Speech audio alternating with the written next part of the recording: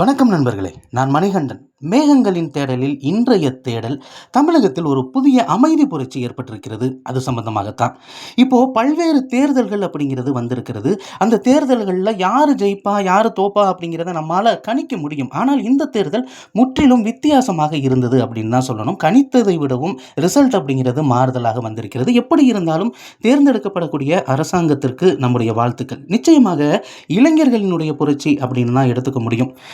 இரண்டு சக்திகள் இருக்கும்போது, அதுவும் மிகப்பெரிய சக்திகள் இருக்கும்போது மூன்றாவதாக ஒரு அணி உருவாவது அப்படிங்கிறது இத்தனை ஆண்டுகளாக கேள்விக்குறியாக தான் இருந்த ஒரு சூழ்நிலை. திடீரென்று அந்த புரட்சி ஏற்பட்டிருக்கிறது. அமைதியாக அந்த புரட்சி ஏற்பட்டிருக்கிறது அப்படிங்கிறது தான் இந்த ரிசல்ட் மூலமாக நமக்கு தெரிகிறது. இந்த புரட்சிகள்லாம் எப்போது ஏற்பட்டிருக்கிறது? 1967 திமுக ஆரம்பிக்கப்பட்ட போது அந்த புரட்சி ஏற்பட்டது. அதே மாதிரி 77 எம்ஜிஆர் கட்சி ஆரம்பிக்கும் போது இந்த புரட்சி ஏற்பட்டது.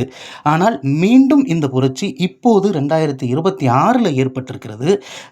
பெரும்பாலான விமர்சனங்கள், நடிகருக்கு நாடாள தெரியாது, அரசியலை பற்றி ஒன்றும் தெரியாது அப்படின்னு எத்தனையோ விமர்சனங்கள், எத்தனையோ குற்றச்சாட்டுகள் எல்லாமே வைக்கப்பட்டாலும் கூட அதையெல்லாம் தாண்டி ஒரு சைலண்டாக அமைதியாக இந்த புரட்சி அப்படிங்கிறது ஏற்பட்டிருக்கிறது. கிட்டத்தட்ட அறுதி பெரும்பான்மை அப்படிங்கிறது இல்லை.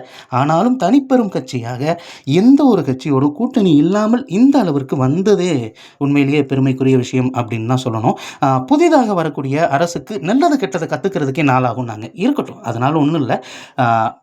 நல்லது கெட்டதை கற்றுக்கிட்டு அதுக்கப்புறம் அரசியல் பண்ணணும் அப்படிங்கிற அவசியம் இல்லை. நாட்டு மக்களுக்கு என்ன தேவையோ அதை பண்ணாலே உண்மையிலேயே நல்லா இருக்கும் அப்படிங்கிறது தான் நம்முடைய எண்ணமாக இருக்கிறது. இந்த மிகப்பெரிய வெற்றியை தொடர்ந்து அறுவடை செய்ய வேண்டும் அப்படிங்கிறது தான் நம்முடைய எண்ணமாகவும் இருக்கிறது. விமர்சனங்கள் அப்படிங்கிறது ஒரு பக்கம் இருக்கட்டும், ஆனால் புதிய அரசாங்கம் செயல்படக்கூடிய விதத்தை பார்க்க வேண்டுமே தவிர இவங்க சரிப்பட்டு வரமாட்டாங்க, சரிப்பட்டு வருவாங்க அப்படின்னு இப்போதைக்கு சொல்ல முடியாது. காலம்தான் அதற்கு பதிலை சொல்லணும். அடுத்த 5 ஆண்டுகள் தான் அதற்கு பதிலை சொல்லணும். நிச்சயமாக என்ன நடந்தாலும் சரி, தமிழகத்தை வெற்றி பாதைக்கு அழைத்து செல்ல இவர்களை மக்கள் தேர்ந்தெடுத்திருக்கிறார்கள். அவர்களுக்கு வாழ்த்துக்கள். அவர்கள் வளரவும் வாழ்த்துக்கள். நன்றி, வணக்கம்.